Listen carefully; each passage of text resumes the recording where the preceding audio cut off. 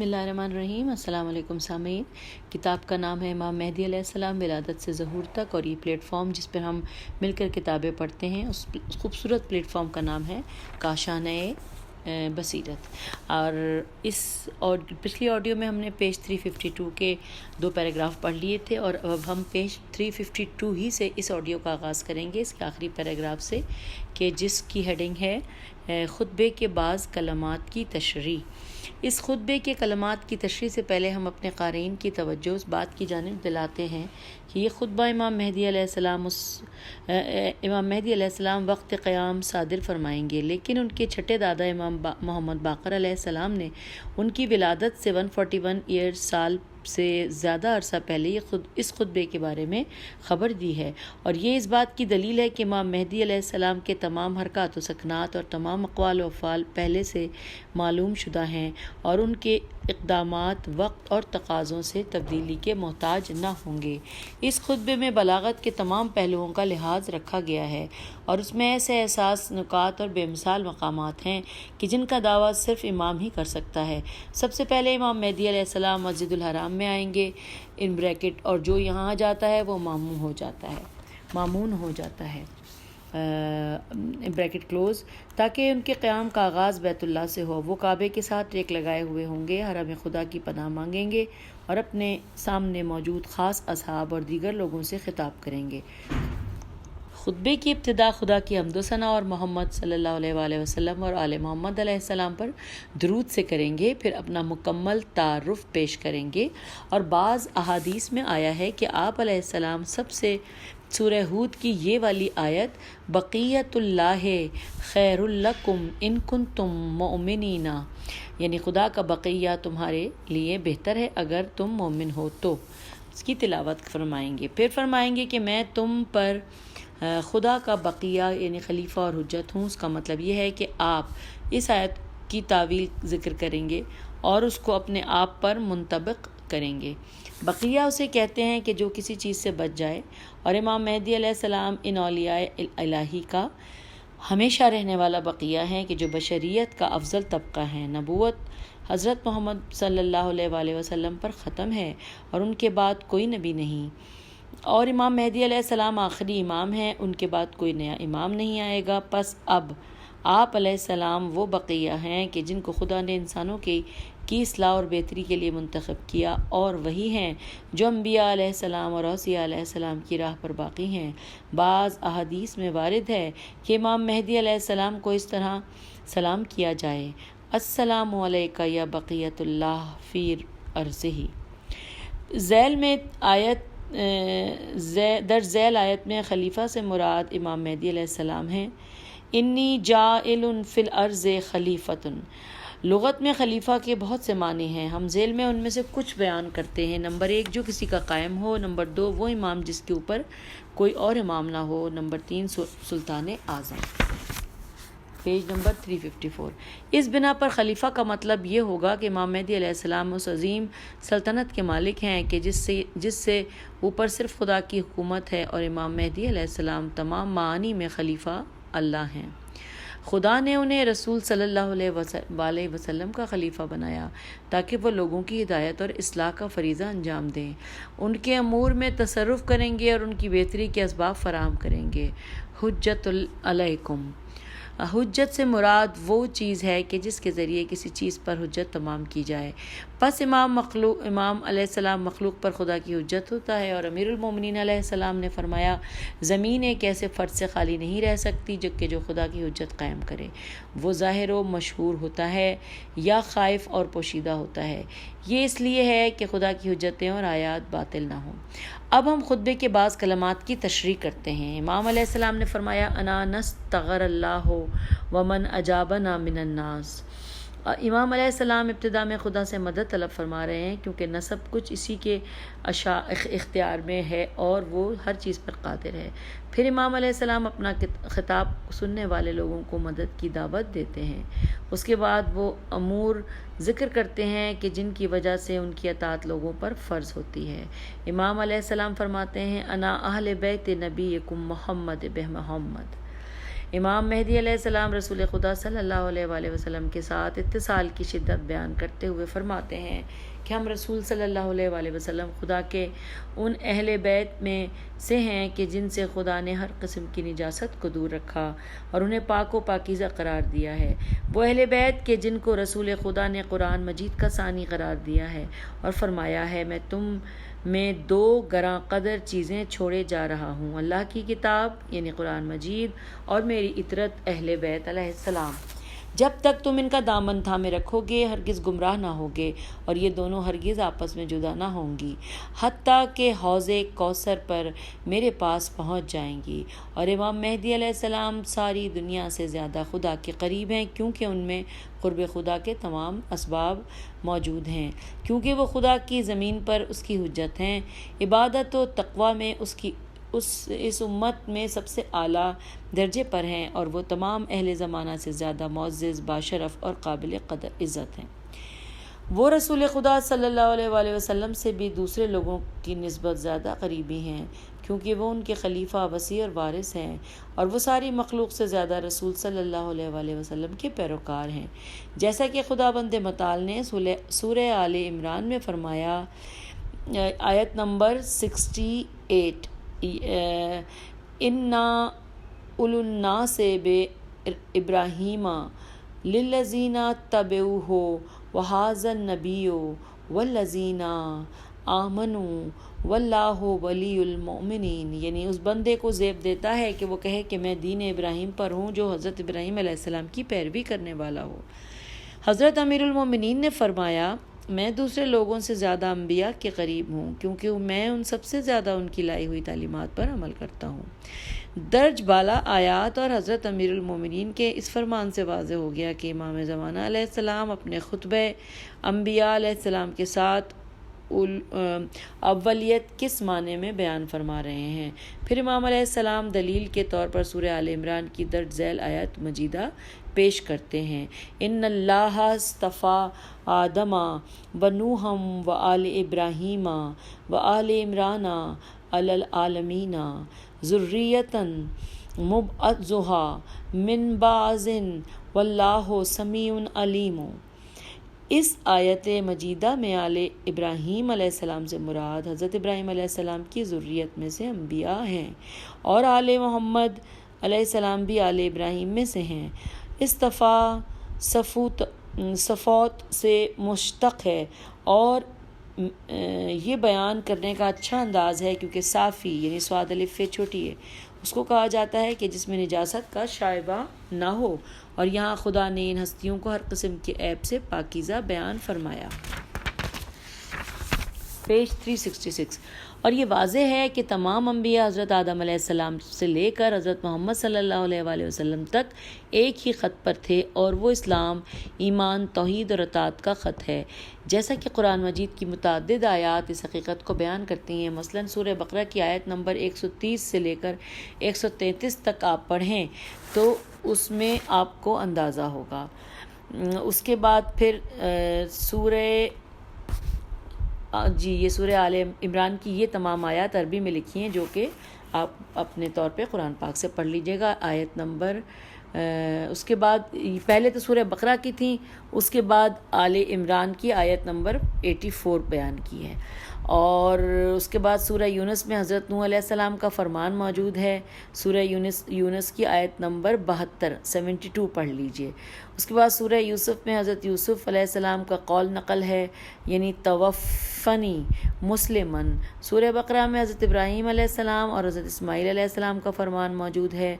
سورہ بقرہ کی آیت نمبر 28۔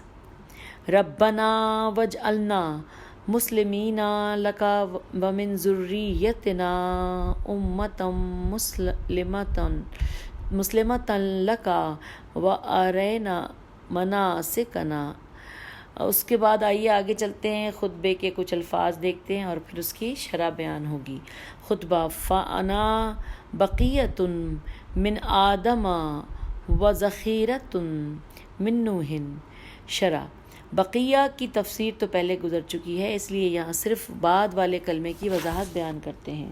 شاید اس ذخیرے والی تعبیر سے مراد یہ ہو کہ حضرت نوح علیہ السلام نے ساری زمین کو کفار کے وجود سے پاک کیا کہ جب آپ نے یہ دعا فرمائی کہ ربی لا تذر علی الارض من الکافرین دیارا، تو خدا نے آپ علیہ السلام کی دعا قبول فرمائی اور سب کافروں کو غرق کر دیا، جبکہ وہ انبیاء و اوصیاء نے ایسا نہیں کیا۔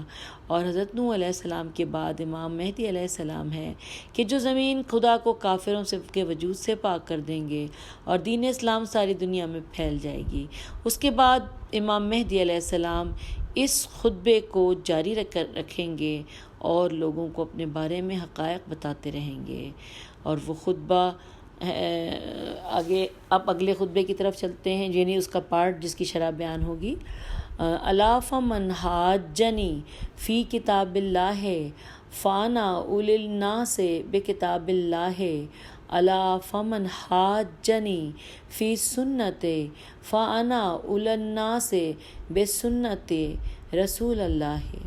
شرح، یعنی جو مجھ سے قرآن کے بارے میں جھگڑے تو میں ان سے زیادہ قرآن کے قریب اور ان کا صحیح وارث ہوں، کیونکہ میں لوگوں سے زیادہ بہتر طور پر قرآن مجید کے معنی و مفاہیم، تفسیر و تعویل، ناسخ و منسوخ، محکم و متشابہ، خاص و عام، حلال و حرام، فرائض و سنن، رموز و اسرار، عجائب و نکات اور عبر و امثال وغیرہ کو جانتا ہوں، اور اس بارے میں مجھے مفسرین کے اقوال اور مختلف قراتوں کی کوئی ضرورت نہیں، کیونکہ وہ فرمان الہی کو کما حقہ جانتے ہیں، اور وہ امام معصوم علیہ السلام ہیں، جیسا کہ حضرت امیر المومنین نے فرمایا کہ مجھ سے پوچھو قبل اس کے کہ میں تم میں نہ رہوں، اس ذات کی قسم کہ جس نے دانے کو شگافتہ کیا اور انگوری کو باہر کیا، اگر تم مجھ سے ایک ایک آیت کے بارے میں پوچھو تو میں تمہیں بتا دوں کہ یہ کب نازل ہوئی اور کس کے بارے میں نازل ہوئی، اور میں تمہیں بتاؤں گا کہ ان میں ناسخ کون سی آیت ہے اور منسوخ کون سی آیت ہے، کون سی ہیں، خاص کون ہے اور عام کون ہے، محکم کون ہے اور متشابہ کون سی، مکی کون ہے اور مدنی کون سی۔ اسبغہ بن نباتہ سے روایت ہے کہ وہ کہتے ہیں کہ جب حضرت علی علیہ السلام جب کوفہ آئے تو 40 دن، یہ پیج 358 پہ ہم پہنچ گئے، 40 دن انہیں صبح کی نماز پڑھائی اور ہر روز سبح اسم ربک الاعلیٰ یعنی سورۃ الاعلیٰ تلاوت کرتے تھے۔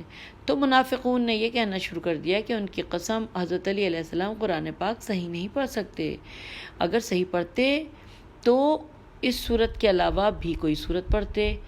اسبغہ بن نباتہ کہتے ہیں کہ یہ بات حضرت علی علیہ السلام تک پہنچی تو آپ نے فرمایا برباد ہو جائیں وہ لوگ، بلا شبہ میں قرآن کی ناسخ و منسوخ و محکم و متشابہ، فصل و وصل اور حرف کے معنی بہتر طریقے سے جانتا ہوں۔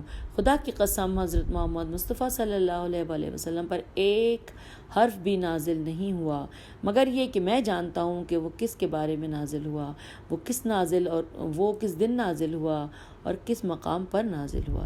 امام مہدی علیہ السلام کے بعد اس کے بعد فرمائیں گے کہ کون ہے جو سنت رسول میں میرے مقابل آئے، کیونکہ میں اور لوگوں سے زیادہ سنت رسول کا عالم اور حقیقی وارث ہوں۔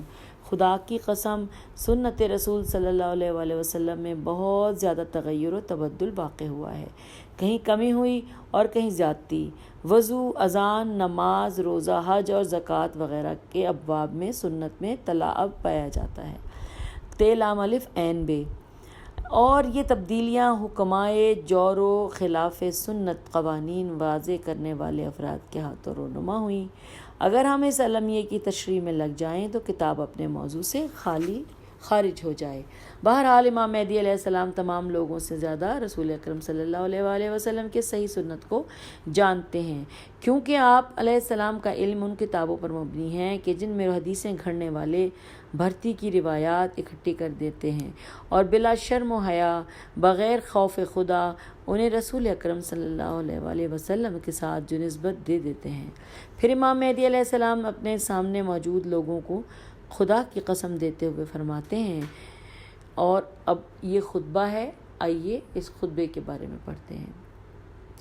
خطبہ یہ ہے کہ فنشد اللہ من سمع کلامی الیوم لما بدغل شاہد منکم الغائب۔ شرح، یہ خبر پہنچانے کا بہترین وسیلہ ہے کہ حاضرین کی مدد کو قسم دے کر پابند کر دیا جائے کہ وہ اس خبر کو ان لوگوں تک پہنچا دیں کہ جنہوں نے ابھی تک یہ خبر نہیں سنی۔ اس کے بعد امام علیہ السلام نے اپنی قرابت رسول کو بیان کیا ہے، اور رسول صلی اللہ علیہ وآلہ وسلم کے قرابت داروں کے بارے میں قرآن میں آیت مجیدہ موجود ہے، قُل لَا أَسْأَلُكُمْ عَلَيْهِ أَجْرًا إِلَّا الْمَوَدَّةَ فِي الْقُرْبَى۔ ہم نے اپنی کتاب فاطمہ الزہرا سلام اللہ علیہا من المہد الی اللحد میں اہل سنت کے 46 مصادر ذکر کیے ہیں کہ جو اس بات پر شاہد ہیں کہ اس آیت مجیدہ میں قربہ سے مراد حضرت علی ابن ابی طالب علیہ السلام، حضرت سیدہ فاطمہ الزہرا سلام اللہ علیہا اور ائمہ طاہرین علیہ السلام مراد ہیں۔ اس آیت مبارکہ کی روح سے امام مہدی علیہ السلام قربہ میں سے ہیں اور مسلمانوں پر ان کی اطاعت واجب ہے۔ قرابت داری رسول اکرم صلی اللہ علیہ وآلہ وسلم ذکر کرنے کے بعد امام مہدی علیہ السلام سامعین کو اپنی مدد و نصرت پر آمادہ کریں گے اور ماضی میں آل رسول پر ہونے والے مظالم کا تذکرہ کریں گے۔ اس کے بعد خطبے کی مزید 3 لائنیں ہیں، الا آنتمونا ومن آتمونا ممن یظلمنا فقد اخفنا وظلمنا وطردنا من دیارنا وابنائنا وبغیا علینا وضعفنا ان حقنا وافترا اہل الباطل علینا۔ شرح، یہاں امام علیہ السلام نے اپنے سامنے موجود لوگوں کو اپنی مدد و نصرت کی دعوت دی اور ان مصائب کا ذکر فرمایا کہ جو رسول اکرم صلی اللہ علیہ وآلہ وسلم کے وصال کے بعد سے اب تک جاری ہیں۔ رسول صلی اللہ علیہ وآلہ وسلم کی وفات کے بعد آل رسول علیہ السلام پر ظلم کیا گیا، انہیں گھر سے نکالا گیا، ان کے حقوق غصب کیے گئے، ان کے خلاف بغاوت کی گئی اور ان پر افتراء کیا گیا۔ کیا مدینہ منورہ آل رسول صلی اللہ علیہ السلام کا وطن اور پسندیدہ شہر نہ تھا؟ تو کیوں انہیں نجف، کربلا، بغداد، سامرا اور خراسان وغیرہ کی طرف جانا پڑا؟ انہوں نے کیوں مدینہ چھوڑا اور پردیس میں شہید کر دیے گئے؟ بعض علویوں نے اپنا نام تبدیل کر لیا اور بعض نے اپنا سلسلہ نسب پوشیدہ رکھا تاکہ دشمن انہیں پہچان کر قتل نہ کر دیں۔ Page number 360۔ اور اہل بیت علیہ السلام کے حقوق اور اموال فے ہمیشہ کافر اور سرکش حکومتوں کے ہاتھ میں رہے۔ وہ اس سے شراب پیتے ہیں، فسق و فجور کے عالم میں فسق و فجور عام کرتے ہیں اور لہو لعب میں صرف کرتے ہیں، مہلک اسلحہ خریدتے ہیں اور شریف لوگوں کو قتل عام کرتے ہیں۔ اس کے علاوہ حکومت و ولایت کے حقوق بھی اہل بیت سے ضبط کیے گئے۔ تاریخ شاہد ہے کہ دشمنوں نے آل محمد کو بندوں اور علاقوں کے امور کی تدبیر سے روکے رکھا اور اس کے علاوہ اشاعت علوم اور دیگر وظائف شرعی کی انجام دہی میں رکاوٹ بنے رہے۔ اگلی ہیڈنگ ہے سامعین، امام مہدی علیہ السلام کا دوسرا خطبہ۔ اب یہ دوسرا خطبہ ہے، آئیے دیکھتے ہیں اس میں کیا کچھ ہمیں ملے گا۔ امام محمد باقر علیہ السلام سے امام مہدی علیہ السلام کا ایک اور خطبہ بھی معمولی اختلاف کے ساتھ مروی ہے کہ امام محمد باقر علیہ السلام نے فرمایا، امام مہدی علیہ السلام عشاء کے وقت مکے میں ظہور فرمائیں گے اور آپ کے پاس رسول خدا صلی اللہ علیہ وآلہ وسلم کا جھنڈا، قمیص، تلوار، علامت، نور اور بیان ہوگا۔ جب آپ نماز عشاء پڑھ لیں گے تو بآواز بلند فرمائیں گے۔ اچھا سامعین، اس کی عربی لکھی ہوئی ہے جو پیراگراف ہے، جو کہ کتاب الحاوی للسیوطی الملاحم والمفتن اس میں موجود ہے، جس کا ترجمہ بھی ساتھ لکھا ہے۔ آئیے میں پڑھ کے سناؤں کہ اے لوگوں، میں تمہیں خدا کی جانب متوجہ کرتا ہوں، تمہارا مقام تمہارے رب کے پاس ہے۔ اس نے راہ ہموار کی، انبیاء علیہ السلام بھیجے اور کتاب نازل کی، اور وہ یہ حکم دیتا ہے کہ تم اس کے ساتھ کسی کو شریک نہ کرو، اس کی اور اس کے رسول کی اطاعت پر کاربند رہو۔ جیسے قرآن نے زندہ کیا اسے زندہ کرو، جسے قرآن نے ختم کیا اسے ختم کرو، اور ان بریکٹ ہے نیکی اور ہدایت کے سلسلے میں مددگار بنو اور اہل تقوی میں شامل ہو جاؤ، بے شک وہ ان قریب ختم ہونے والی ہیں۔ اس نے وداع کہہ دیا ہے، میں تمہیں خدا قرآن پر عمل، باطل کے خاتمے اور سنت رسول کو زندہ کرنے کی طرف بلاتا ہوں۔ اگلی ہیڈنگ ہے امام مہدی علیہ السلام کا تیسرا خطبہ۔ امام جعفر صادق علیہ السلام کے ایک طویل حدیث میں امام زمانہ علیہ السلام کا خطبہ بیان فرماتے ہیں۔ ہمارے سید و سردار حضرت قائم دیوار کعبہ کے ساتھ ٹیک لگا کر کھڑے ہوں گے اور فرمائیں گے۔ اب جو یہ سارا خطبہ ہے یہ سامعین پھر عربی میں ہے اور اس کا ترجمہ آئیے ہے موجود، وہ ہم پڑھ لیتے ہیں۔ خبردار، اور جو حضرت آدم علیہ السلام اور شیس کو علیہ السلام کو دیکھنا چاہے تو وہ ان دونوں کے کمالات کا حامل ہوں۔ اچھا یہ ہے، ان کو دیکھنا چاہے تو میں ان دونوں کے کمالات کا حامل ہوں۔ خبردار، جو حضرت نوح علیہ السلام اور ان کے بیٹے سام کو دیکھنا چاہے تو میں ان دونوں کی خوبیوں کا مالک ہوں۔ خبردار، جو حضرت ابراہیم علیہ السلام اور حضرت اسماعیل علیہ السلام کو دیکھنا چاہے تو مجھ میں ان دونوں کے اوصاف موجود ہیں، وہ مجھے دیکھ لے۔ خبردار، جو حضرت عیسیٰ علیہ السلام اور حضرت شمعون کو دیکھنا چاہے تو وہ ان دونوں کے خصائص سے آراستہ ہوں میں۔ اور خبردار، جو حضرت محمد مصطفیٰ صلی اللہ علیہ وآلہ وسلم اور حضرت علی ابن ابی طالب علیہ السلام کو دیکھنا چاہے تو میں ان دونوں کی خاصیتوں کا مرقع ہوں۔ سبحان اللہ۔ خبردار، جو امام حسن علیہ السلام اور امام حسین علیہ السلام کو دیکھنا چاہے تو میں ان دونوں کے کردار کا مالک ہوں۔ خبردار، جو امام حسین علیہ السلام کی اولاد میں سے ہونے والے ائمہ کو دیکھنا چاہے تو مجھ میں ان سب کا عکس نظر آتا ہے۔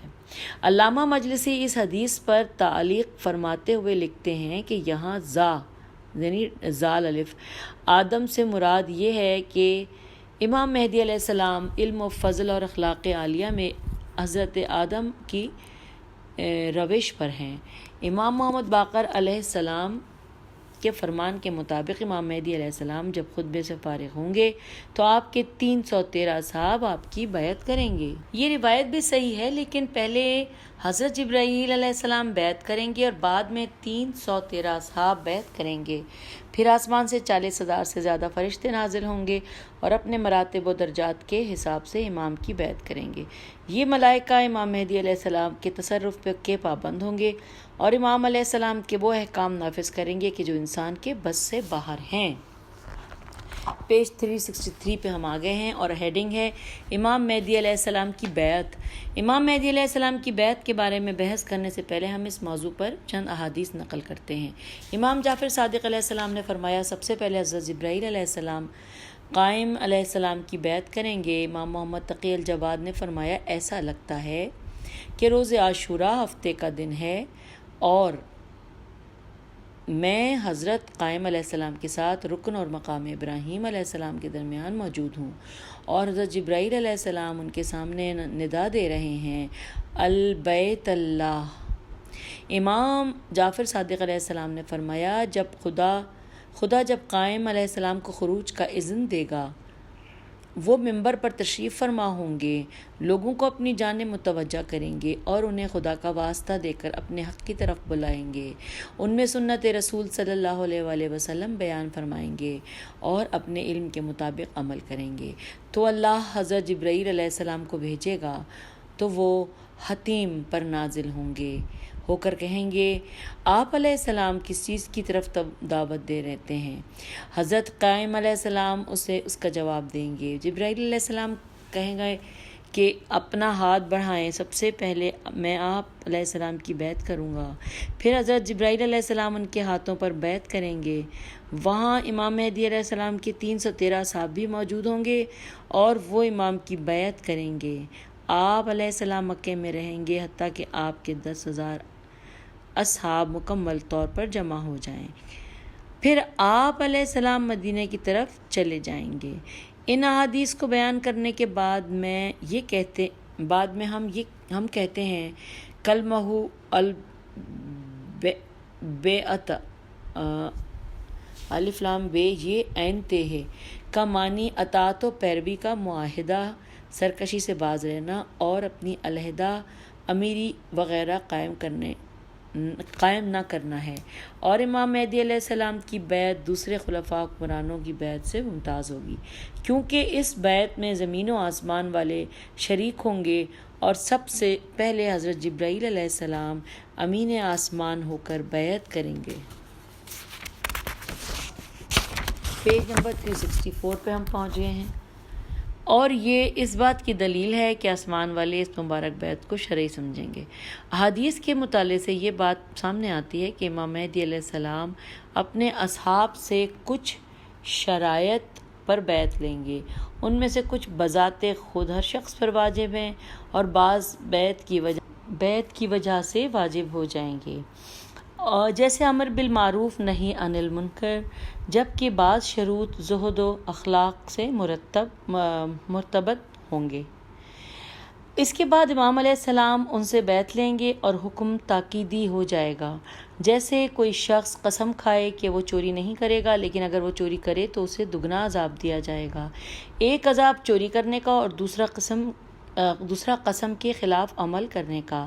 اسی طرح امام مہدی علیہ السلام کی بیعت بھی ہے، کیونکہ یہ خدا کے ساتھ ایک عہد و معاہدہ شمار ہوگی، جیسا کہ سورہ فتح میں موجود ہے کہ ان الذین یبایعونک انما یبایعون اللہ ید اللہ فوق ایدیہم۔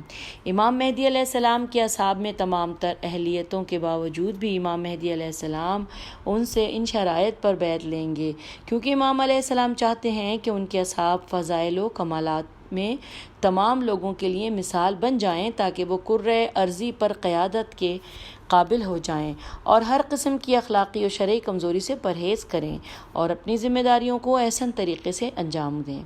اگلی ہیڈنگ ہے امام مہدی علیہ السلام کا لشکر۔ آئیے پڑھتے ہیں۔ امام محمد باقر علیہ السلام سے مروی ہے کہ آپ نے فرمایا، پھر مہدی علیہ السلام حلقے میں خروج کریں گے۔ راوی نے پوچھا حلقہ کیا ہے؟ امام علیہ السلام نے فرمایا 10,000 افراد۔ امام جعفر صادق علیہ السلام سے پوچھا گیا قائم کے ساتھ کتنے لوگ خروج کریں گے؟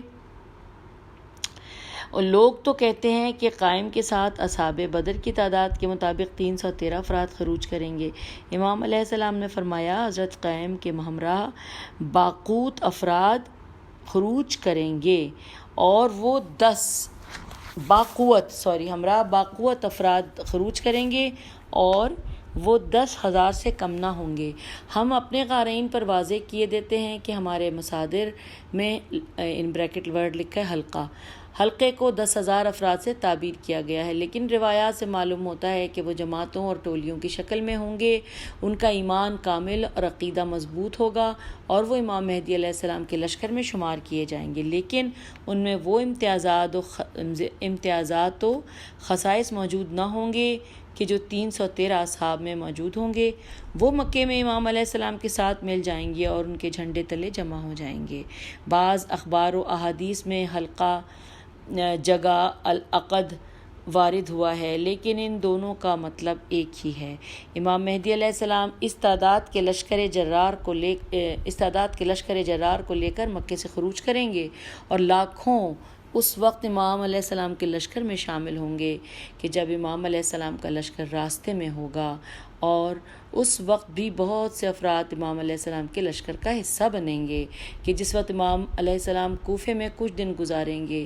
اس بنا پر ہم امام مہدی علیہ السلام کے لشکر کی تعداد کے بارے میں کچھ نہیں کہہ سکتے، لیکن ہم یہ کہہ سکتے ہیں کہ ہر وہ شخص جو امام مہدی علیہ السلام پر ایمان رکھتا ہوگا اور ہتھیار اٹھا سکتا ہوگا تو وہ امام علیہ السلام کے لشکر میں شامل ہوگا، اور جب امام علیہ السلام آواز بلند کریں گے تو سارے افراد کے طبقات اپنی اپنی ہمت اور صلاحیت کے مطابق امام کی آواز پر لبیک کہیں گے اور امام علیہ السلام کے احکام نافذ کریں گے۔ آئندہ مباحث میں ہم اس پر تفصیلی تبصرہ کریں گے۔ تو سامعین، یہ پیج 365 کے آخر پہ ہم پہنچے ہیں۔ ابھی ایک اگلے پیراگراف میں نئی ہیڈنگ کے ساتھ اگلا ٹاپک شروع ہوگا کہ جس کا عنوان ہے امام مہدی علیہ السلام پر سلام کرنے کی کیفیت۔ تو اس کو ہم انشاءاللہ اگلی آڈیو میں پڑھ لیتے ہیں، تو وہ تفصیل سے تسلی سے ہم اس کو اگلی آڈیو میں پڑھتے ہیں۔ تو اس وقت اس آڈیو میں اس ٹاپک کے ساتھ پیج 365 پہ ہم اجازت چاہتے ہیں۔ اگلی آڈیو تک کے لیے خدا حافظ، فی امان اللہ۔